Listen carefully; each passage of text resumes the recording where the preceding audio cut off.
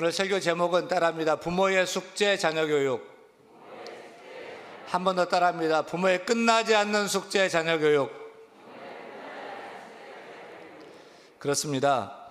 우리 부모님들의 끝나지 않는 영원한 숙제는 우리가 낳은 자녀의 교육 문제 이미 확실합니다. 자녀 교육의 문제는 어린 자녀들에게만 해당되는 것이 아닙니다. 장성했어도 결혼해서 독립을 했어도 우리 부모님들은 끝나지 않는 영원한 숙제로 우리 자녀를 품에 안고서 기도하고 가르치고 힘쓰고 있습니다. 성경을 보면 사무엘이나 다윗이나 기드온 같은 인물들은 신앙적으로 굉장히 훌륭했고요, 또 세상적으로도 훌륭하게 성공한 그런 분임이 확실하죠. 그런데 자녀 교육은 실패했어요. 그걸 보면은 자녀 교육이 참 쉽다 어렵다? 어렵다. 부모님은 믿음이 참 좋은 것 같은데 자녀도 믿음 좋을까요? 아니에요. 부모님은 성공했는데 자녀도 그렇게 성공할까요? 또 그렇지도 않아요. 저도 자녀를 낳아서 키워보는데 자녀 교육 숙제입니다. 어렵습니다. 교육학자들은 말하기를 인격 형성은 학교 교육에 달려있지 않다. 학교 교육보다 부모에게 달렸다고 말합니다. 정확히 말씀드리면 자녀는 부모의 가정교육에 달려있다. 그래서 딸을 알려면 누구를 보면 돼요? 어머니를 보면 됩니다. 아들을 알려면 누구를 보면 돼요? 아버지를 보면 압니다. 그래서 그 아비의 그 아들, 부전자전이란 말이 나온 것입니다. 그러므로 우리 자녀들은 인격적으로나 신앙적으로 그리고 어엿한 사회인으로 바로 키우는 것은 누구에게 달렸냐면은 가슴을 두드리면서 부모인 나에게 달렸다. 부모인 나에게 우리 자녀의 인생이 사실 달려 있습니다. 따라서 오늘 우리 어린이 주일을 맞아서 우리 부모님들의 영원한 숙제인 자녀 교육을 어떻게 하는 것이 좋은지 하나님 말씀을 통해서 해답을 찾고자 합니다. 사랑하는 부모 여러분, 우리 부모들이 우리 자녀들을 어떻게 키워야 할까요? 성경은 자녀 교육에 대해서 무엇을 말합니까? 사도 바울은 자녀 교육에 대해서 에베소 6장 4절에서 이렇게 말합니다. 같이 읽습니다. 또 아비들아 너희 자녀를 노엽게 하지 말고 오직 주의 교훈과 훈계로 양육하라. 한 번 더요. 또 아비들아 너희 자녀를 노엽게 하지 말고 오직 주의 교훈과 훈계로 양육하라. 여러분, 우리 부모가 자녀를 키울 때 꼭 가지고 지켜야 할 지침이 있죠. 첫째는 따라합니다. 부모는 자녀를 존귀하게 여겨야 한다. 그렇습니다. 어떻게 여겨야 된다고요? 자녀를 내가 낳았다고 내 마음대로 하면 돼요? 안 되죠. 하나님이 우리에게 맡겨준 축복의 선물이 자녀입니다.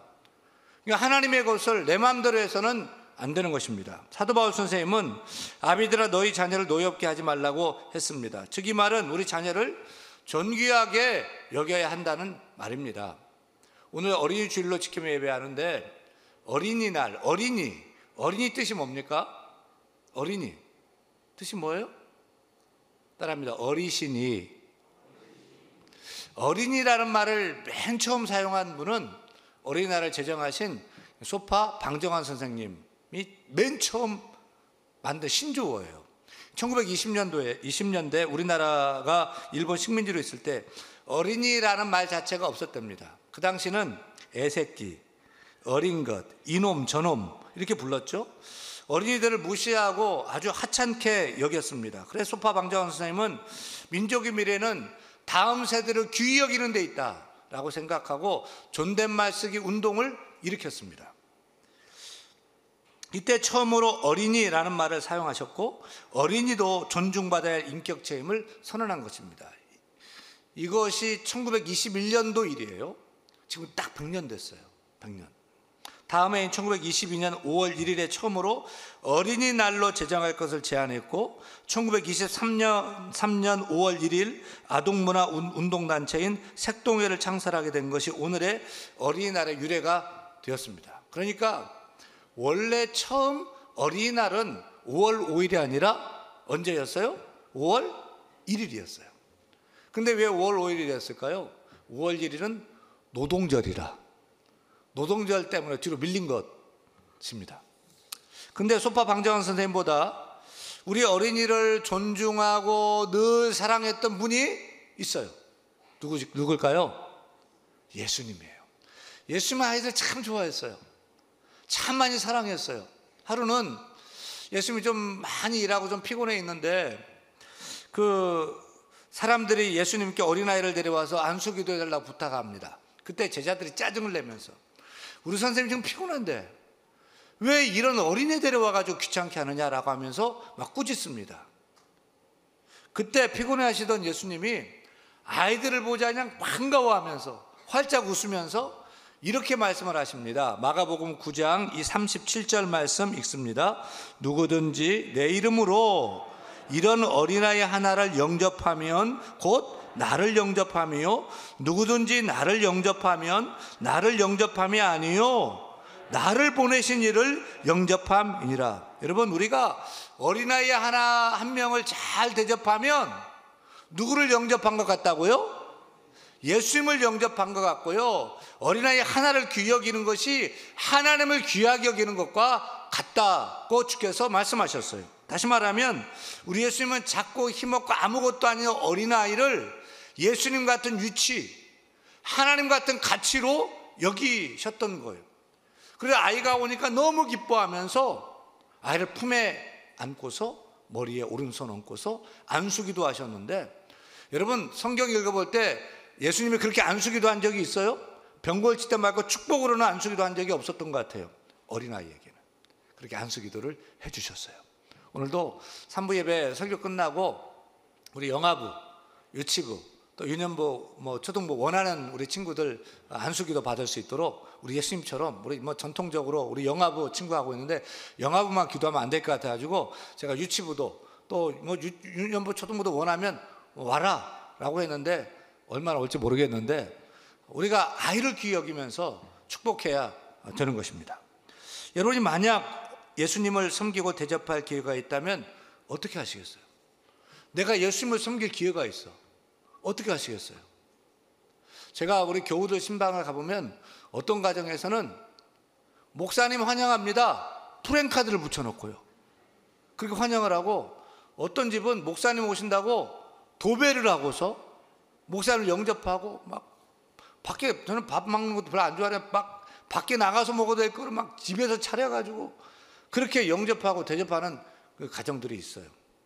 근데 저가 아니고 예수님을 영접할 기회가 있다면, 대접할 기회가 있다면 어떻게 하시겠어요?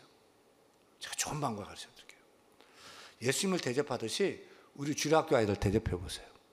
영아부, 유치부, 유년부, 초등부 우리 아이들에게 맥도날드 햄버거 한번 쏴보세요. 그리고 예수님께서 내가 잘 먹었다, 역시 햄버거는 맥날 해피밀이야 하시면서 예수님이 굉장히 좋아할 거예요. 제가 일부 예배 때 이 설교를 했더니 예배 끝나고 나가면서 여기저기서 막 5만 원, 10만 원, 20만 원 막 주셔가지고 제가 받아가지고 교육부에 전달했는데 3부 예배는 더 넘치게 될 줄로 믿습니다. 사랑하는 여러분, 어린 새싹은 잘 길러야 됩니다. 그 싹이 자라서 잎이 됩니다. 잎이 자라 가지가 됩니다. 나무가 되고 또 크고 많은 열매를 맺게 됩니다. 그러기에 어린 새싹 같은 어린이가 우리의 보배인 줄 믿으시면 아멘. 우리 가정과 교회의 보배인 줄 믿으시면 아멘. 지금 올 때는 작아요. 아무것도 아니고 연약해요. 오늘 유아세례 받았어요. 지가 뭐 할 줄 알아요? 아무것도 못하는 그냥 그 모습 보면 아무것도 안 해요. 근데 지금의 모습 보면 안 돼요. 앞으로 크고 장성하면 가정과 교회와 나라의 어떤 인물이 될 줄 몰라요. 장차 이하가 어떻게 될 줄 압니까? 따라서 우리는 어려서부터 귀하게 여기고 아끼고 사랑해야 됩니다. 지금부터 70년, 80년 전 얘기인데, 한 아버지가 아들을 공부시키고 싶은데 돈이 없어요. 그래서 부잣집에 가서 물을 길어다 주면서 돈을 벌어서 아기를 공부시킵니다. 아버지는 자기는 부잣집에 물을 길어다 주면 거기서 쌀밥도 얻어먹고 때론 고깃국도 얻어먹어서 너무 좋은데, 집에 있는 아들은 보리죽도 제대로 못 먹는 것이 너무 마음이 아파요. 그래서 염치 불문하고 오늘 내 아들도 쌀밥 먹여야 되겠다 라고 생각해서 아들에게 이렇게 얘기합니다. 아들아, 오늘 아버지 따라와라. 우리 이밥 먹으러 가자. 이밥이 뭐예요? 옛날 쌀밥이죠, 쌀밥. 그래서 물지개를 집어서 부잣집에 가서 물을 다 기르고 나니까 부엌에서 일하는 식모가 한 상 차렸는데 밥 한 그릇, 고깃국 한 그릇 이렇게 주는 거예요. 처마 밑에서 한 그릇을 아빠하고 아들이 나눠서 맛있게 먹는데 저 멀리서 이 주인이 이렇게 지켜보고서 여보게 밥 좀 넉넉히 갖다 주게나, 아들도 먹게 해야지 많이 갖다 줘, 이렇게 이제 부엌에다 대고 얘기를 하는 거예요. 그 말에 집 안에 방에 안에 있던 아들이 문구멍으로 이렇게 보니까 처마 밑에서 밥을 먹고 있는 그 아들 보니까 자기 반 같은 친구예요. 그럼 밖에 나와가지고 아버지 제가 우리 반 친구예요 라고 하니까 아버지가 더 큰 소리로 이 사람아 말 위에 올라와 먹게나, 자네 아들이 우리 아들 친구래잖아. 그리고 부엌에다 대고서 많이 갖다 줘, 넉넉히 갖다 줘, 이 아이가 우리 아들 친구야. 세월이 지나 중학생이던 물장수 아들이 북한 인민군 장교가 돼서 서울로 내려왔어요. 서울에 쳐들어와서 부자들을 모두 잡아 죽였습니다. 인민군 장교가 즉석에서 인민재판하면서 부자들 다 죽여나가는데 그 자리에 그 부잣집 그 어른이 거기 있는 거죠. 그 어른을 볼 때 인민군 장교 옛날 생각이 나는 거예요. 여보게 말 위에 올라와 먹게나, 자네 아들이 우리 아들 친구야, 많이 먹어, 더 갖다 줘, 이 소리가 막 생각나는 거예요. 그래서 찾아가서 영가님 저 아시겠어요? 제가 그 부잣집이 제가 바로 영가님 아들 친구입니다. 영가님 그때 저를 따뜻하게 먹여주시고 우리 아버지 사랑해 주셨고 먹여주시고 평생 잊지 않는 그런 기억이었는데 여기서 보면 돼요. 무조건 석방 살려줬어요. 여러분, 원수를 외나무 다리에서 만난다고 하는데 우리가 존귀 여기고 선대하고 잘해주는 사람도 외나무 다리에서 만나서 우리를 도와줄 수도 있습니다. 여러분, 내가 지금 보기에는 하찮게 보이고 별 볼 일 없는 그 사람도 나중에는 어떻게 될지 몰라요. 그 사람이 내일 나를 흥하게 할 수도 있고 망하게 할 수도 있어요. 특별히 우리가 어린이들을 볼 때 지금은 작고 아무것도 아닌 것처럼 보입니다. 하지만 나중에는 우리보다 더 잘 될 줄 미리 알고 미리 보고서 지금부터 잘하셔야 됩니다. 따라서 어리다고 무시하지 마세요. 소중하게 여기고 사랑해 주시기를 축원합니다. 둘째, 따라합니다. 부모가 자녀를 화나게 하면 안 된다. 세상에서 가장 아름다운 모습은 무엇일까요? 아이들 웃는 모습이에요. 가장 듣기 좋은 소리는 뭐예요? 아이들 웃는 소리예요. 그래서 사도 바울은 우리 부모님들에게, 우리 부모들에게 너희 자녀를 노엽게 하지 말라고 명령합니다. 이 말은 자녀를 화나게 하거나 성나게 하지 말아라. 근데 우리가 아이들을 화나게 할 때가 많아요. 성질나게 할 때. 왜 그럴까요? 왜 그러냐면 부모가 일관성이 없이 왔다 갔다 할 때, 변덕 부를 때 아이들이 화가 날 때가 있습니다. 이를테면 부모가 기분이 좋을 때 아이들이 막 달려오면 아이고 내 새끼, 내 똥강아지, 똥잔 빼겠습니다, 내 강아지 하면서 막 품어주고 막 좋아한단 말이에요. 근데 내가 좀 피곤하고 막 좀 짜증날 때 아이가 찾아오면 저리 가, 귀찮아 죽겠어, 저리 가 하고 내친단 말이에요. 아이는 똑같이 했어요. 아이는 똑같이 했는데 언제는 아이고 내 새끼, 내 똥강아지 막 이러면서 안아주더니 이제는 저리 가, 귀찮아 죽겠어 라고 하는 거죠. 그때 이게 뭐야? 어디다 춤출 줄을 모르고 장단 맞출 줄을 모르고 안에서 성이 나게 됩니다. 또 언제 자녀가 화가 날까요? 자녀들의 생각 없이 말을 막 할 때 화를 일으키게 됩니다. 최근 미국의 한 여성지가 어머니들이 말로 자녀를 화나게 하는 자녀를 죽이는 5가지 말을 발표했습니다. 여러분, 우리 자녀를 키우면서 이런 말을 하면 안 돼. 첫 번째 말은 내가 너를 왜 낳았는지 모르겠어. 첫 번째, 내가 너를 왜 낳았는지 모르겠어. 너무 후회가 돼. 설령 후회가 돼도 그런 말을 해서는 안 돼요. 아이의 존재 이유를 빼앗는 저주의 말이에요. 두 번째 말은 너는 왜 다른 애들처럼 못하니? 다른 애들과 비교할 때 자녀의 마음속에 강한 반감이 일으키게 돼요. 세 번째, 너는 도대체 몇 살인데 아직도 그 모양이냐? 정신 연령을 논할 때요, 아이는 자신을 비관하고 당당하지 못하고 고개 숙인 채 세상을 살게 됩니다. 네 번째 말은 야, 이 바보야, 이 멍충아. 말은 생명이 있고 힘이 있어요. 정말 그렇게 되면 어떻게 하려고 그렇게 말씀을 하십니까? 마지막 다섯 번째 말은 시끄러워, 저리 가. 제발 엄마 좀 괴롭히지 마. 아이들은 부모님께 사랑받기 원하잖아요. 근데 귀찮다고 가까이 오지 못하게 하면 거절감이 커져서 폐쇄적인 아이로 자라게 됩니다. 우리 부모의 말 한마디가 자녀를 죽이기도 하고 살리기도 합니다. 따라서 우리는 자녀들에게 나도 모르게 내뱉게 되는 상처 주는 말 대신에 자녀를 살리는 5가지의 말을 해야 됩니다. 따라합니다. 엄마 아빠는 이 세상에서 너를 제일 사랑한단다. 역시 우리 아들 우리 딸은 다르구나. 내가 있어 너무 든든하구나. 너는 우리 가족의 자랑이야. 내가 너희들 때문에 살아. 아빠 엄마는 누가 뭐래도 널 믿어. 아멘. 우리 자녀도 똑같은 인격체예요. 사랑받아야 할 하나님의 형상으로 만들어진 하나님의 자녀입니다. 우리 아이도 생각이 있고 자기 감정이 있고 자기 의지가 있어요. 근데 엄마라고 아빠라고 내가 낳았다고 내 맘대로 하려고 하고 인형처럼 하려고 하면 화가 나요. 성이 나요. 삐딱선을 타게 됩니다. 식물이 햇빛을 보지 못하거나 수분을 공급하지 못하면 말라 죽는 것처럼 우리 자녀도 그렇게 될 수 있습니다. 우리 자녀에게 우리 부모님들의 인정이 필요합니다. 자녀를 인정해 주세요. 칭찬해 주세요. 격려해 주세요. 박수 쳐 주세요. 응원해 주세요. 사랑해 주세요. 많이 부어 주세요. 그럼 아이들이 밝게 환하게 꽃을 피우고 아름다운 열매 맺는 귀한 나무로 자라게 될 줄로 믿습니다. 셋째, 따라합니다. 어린 자녀를 주의 교훈과 훈계로 양육해야 합니다. 우리 자녀 누가 가르쳐야 되죠? 학교 선생님이요? 교회 선생님이요?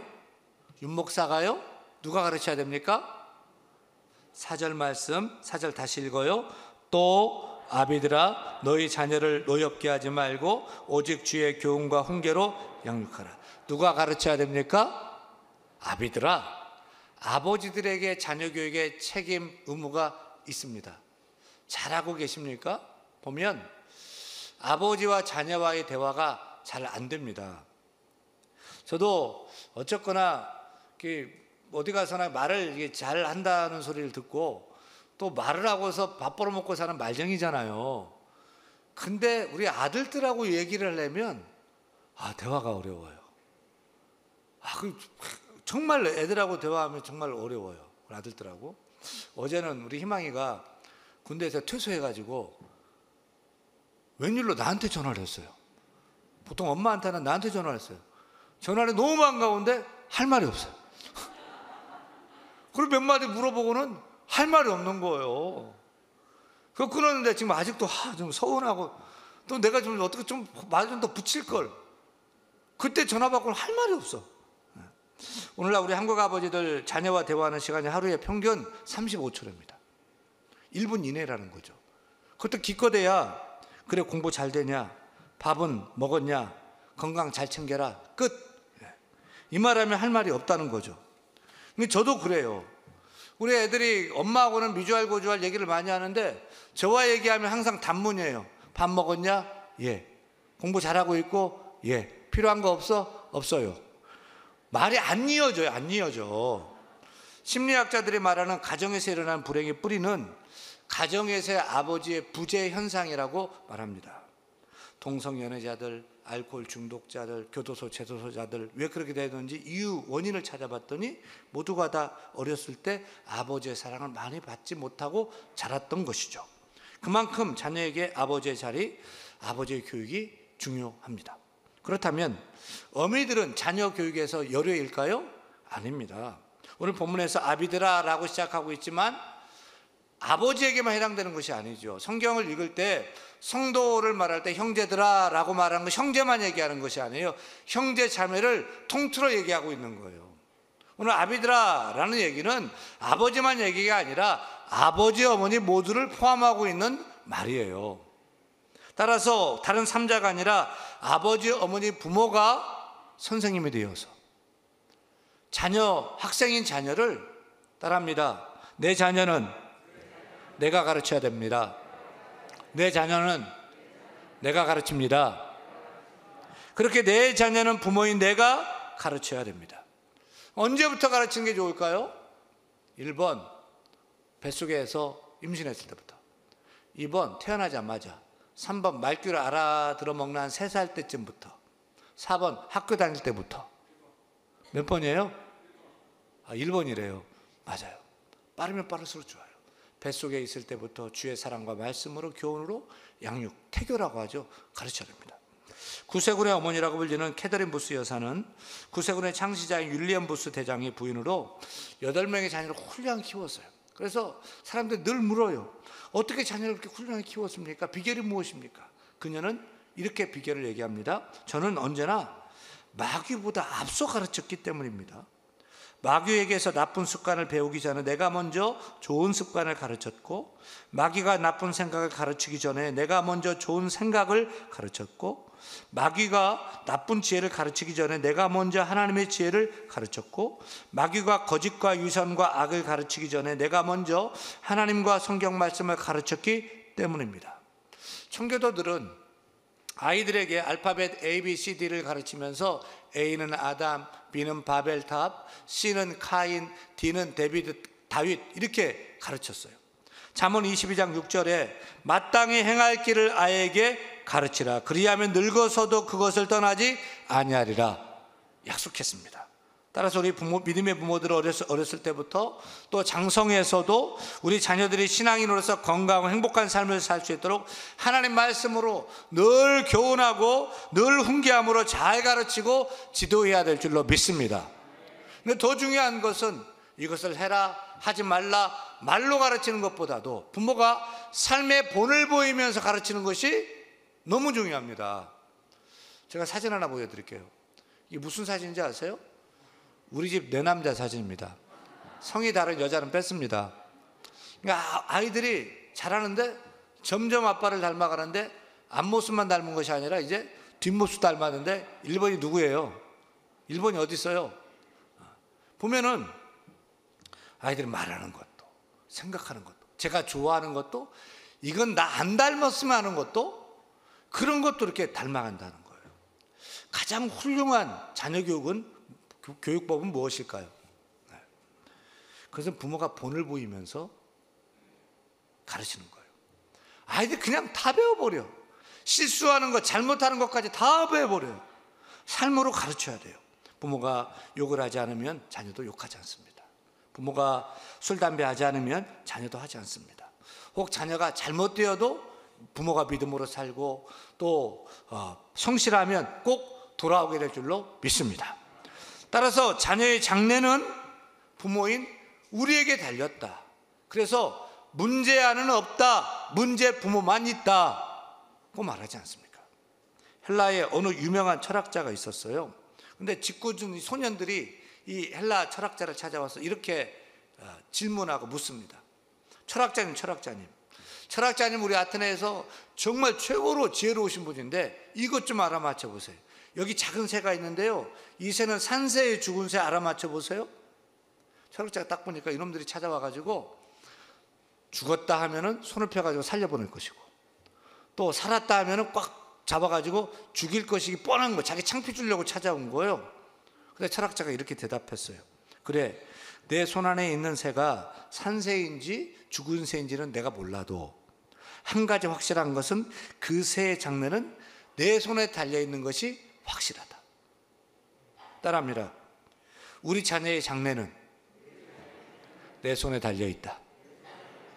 사랑하는 여러분, 여러분의 자녀가 믿음 좋은 자녀 되기를 바랍니까? 바르게 자라기를 원합니까? 정직하고 실력 있고 하나님의 손에 붙들려 귀하게 사용되기를 원합니까? 그렇다면 내 자식이 살기를 원하는 그 삶을 부모님 미리 먼저 걸어가 보여주시기를 바랍니다. 우리 자녀들은 부모님의 앞모습만 보는 것이 아닙니다. 뒷모습을 더 많이 보면서 자라게 됩니다. 따라서 내 자식이 이런 사람이 좋겠다고 하는 그 삶을 우리 부모가 먼저 삶으로 본을 모이며 살 필요가 있습니다. 그래서 우리 부모들의 영원한 숙제, 끝나지 않는 숙제인 자녀 교육을 우리 잘해서 우리 자녀들이 우리 아빠 최고, 우리 엄마 최고, 존경하고 자랑하는 부모가 다 되기를 바랍니다. 또 우리 자녀들도 믿음 좋고 실력 있고 인품 좋은 그런 축복된 그 축복의 주인공이 될 수 있기를 우리 주 예수로 간절히 축원합니다. 축원합니다. 오늘 말씀 생각하면서 우리 오늘 눈물로 1절 찬양하고 우리 태신자 작정하는 시간 갖도록 하겠습니다. 미리 좀 준비해 주시기 바랍니다. 우리 오늘 눈물 하늘의 씨앗을 심는다. 하늘의 씨앗을 심는다. 끄끌 수 없어 무너진 가슴에 저들의 푸른 끝 다시 돌아나도록 우리 함께 땀 흘려 우리 함께 땀 흘려 소망의 길을 만든다. 소망의 길을 만드나 내일로 가는 길을 내일로 가는 길을 찾지 못했던 저들 노래하며 달려갈 그 길 그날에 우리 보리라 그날에 우리 보리라 새벽 이슬 같은 저들 일어나 뜨거운 가슴 사랑의 손으로 이 땅 치유하며 행진할 때 오래 황폐하였던 이 땅 어디 서다 순결한 꽃들 피어나고